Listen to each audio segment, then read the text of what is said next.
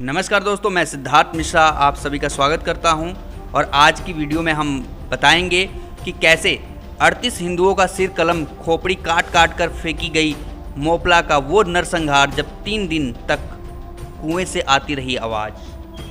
आइए जानते हैं मोपला युद्ध के बारे में।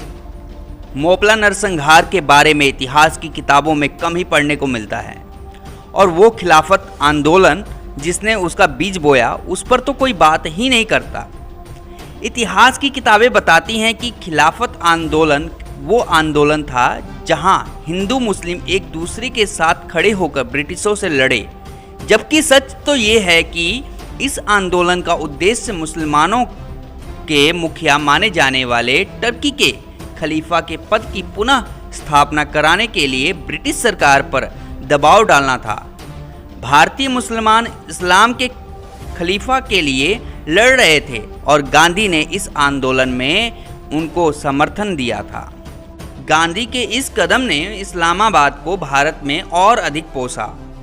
उनको लग रहा था कि ऐसे कदम से मुसलमानों के बीच ब्रिटिश विरोधी भावना मजबूत होगी। यह पहला आंदोलन माना जाता है जिसने अंग्रेजों के खिलाफ असहयोग आंदोलन को मजबूत किया।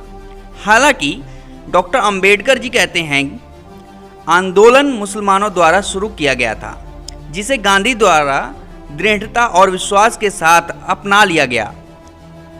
इसने शायद कई मुसलमानों को आश्चर्यचकित कर दिया होगा। ऐसे कई लोग थे जिन्होंने खिलाफत आंदोलन के नैतिक आधार पर संदेह किया और गांधी को आंदोलन में भाग लेने से रोकने की कोशिश भी की, जिसका नैतिक आधार इतना संदिग्ध था।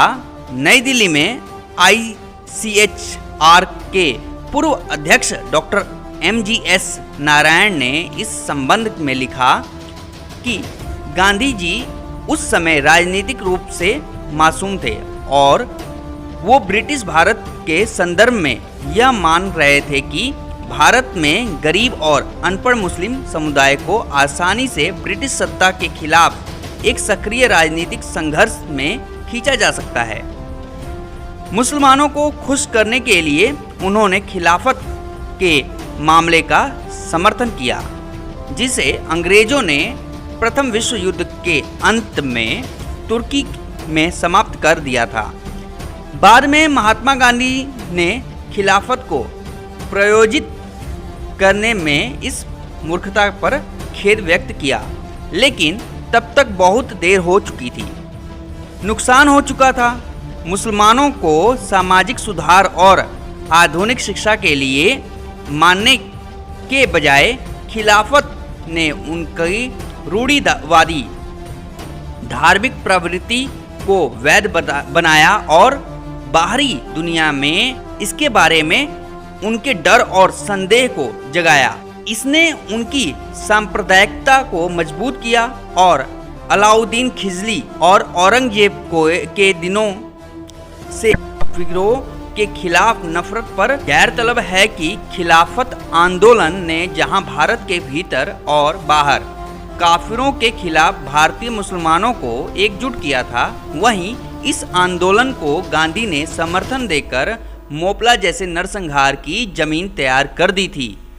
वैसे तो मालाबार में मोपला मुसलमान समुदाय ने 100 वर्षों तक काफिरों के खिलाफ हत्या जैसी घटनाओं को अंजाम दिया था, लेकिन 1921 के अगस्त से सितंबर में हुआ नरसंहार अलग था, क्योंकि उस समय उन्हें लग रहा था कि वो ब्रिटिशों को निकालकर इस्लामी राज्य स्थापित कर लेंगे, मगर इसके लिए उन्हें हिंदुओं का नरसंहार करके जमीन को शुद्ध करना होगा।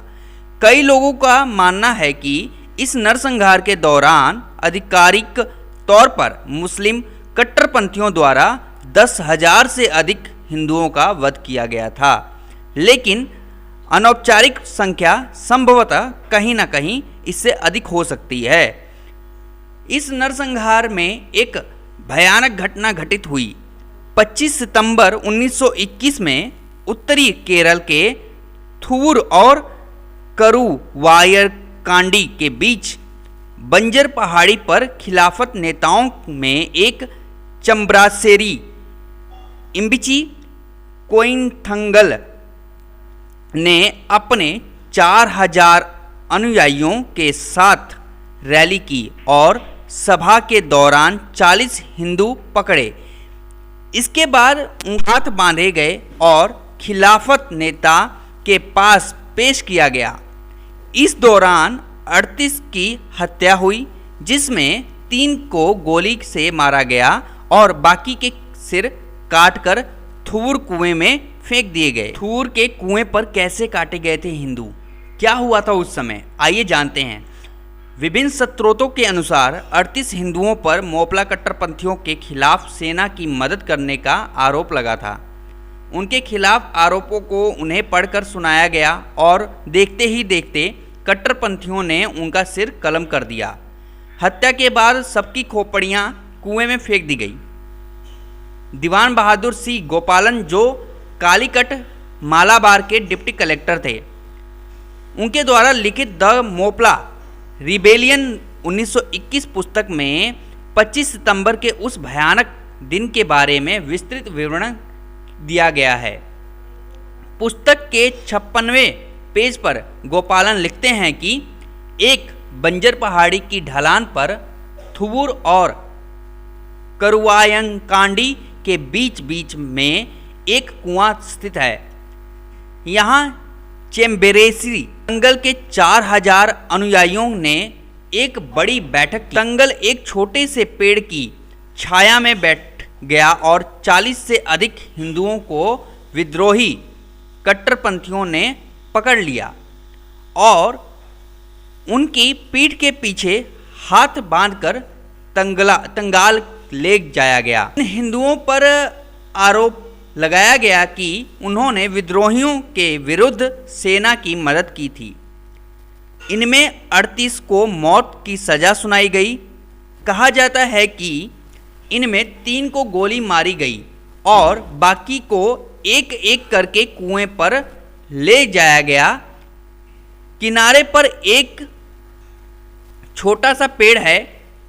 जल्लाद यहीं खड़ा हो गया, जो तलवार से गर्दन काटकर शव को कुएं में धकेलता रहा। एक खोपड़ी जिसका अलग से जिक्र होना चाहिए, यह अभी भी बड़े करीने से 2 हिस्सों में बटा हुआ दिखाई देता है। कहा जाता है कि यह कुमार पंडिककर नाम के एक वृद्ध व्यक्ति की खोपड़ी है, जिसके सिर को आरी से धीरे धीरे 2 भागों में काट दिया गया था। गोपालन ने इस पुस्तक में मौजूद तुच्छ जानकारी के बारे में बताया, लेकिन हिंदुओं के मोपला नरसंहार के दौरान जो कुछ हुआ उसका शायद ही कोई आधिकारिक या सच्चा विवरण कहीं हो।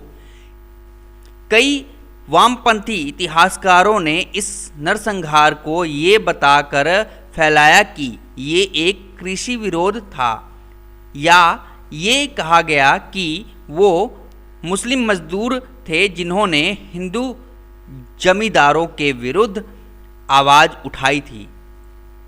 ऐसे इतिहासकारों ने हिंदुओं के मोपला नरसंहार में दबे वर्ग को मुस्लिम दिखाया, जबकि हिंदुओं को जमींदार कहकर सशक्त दिखाने की कोशिश की। यही रोना शशि थरूर ने भी अपनी किताब में रोया था, जबकि इस नरसंहार को लेकर जो विश्वसनीय स्रोत हैं वो पूरी अलग कहानी सुनाते हैं, जिसमें जबरन धर्मांतरण, हिंदू पुरुषों, महिलाओं, बच्चों के खिलाफ अत्याचार और साथ ही एक कट्टरवाद शामिल है, जिसे महात्मा गांधी समेत कई कांग्रेसी नेताओं का समर्थन था। नमस्कार दोस्तों, ये जो सारी वीडियो है वो अप इंडिया की एडिटर इन चीफ नुपुर जे शर्मा के मूल लेख पर आधारित है। इसका अनुवाद सिद्धार्थ मिश्रा ने किया है। धन्यवाद।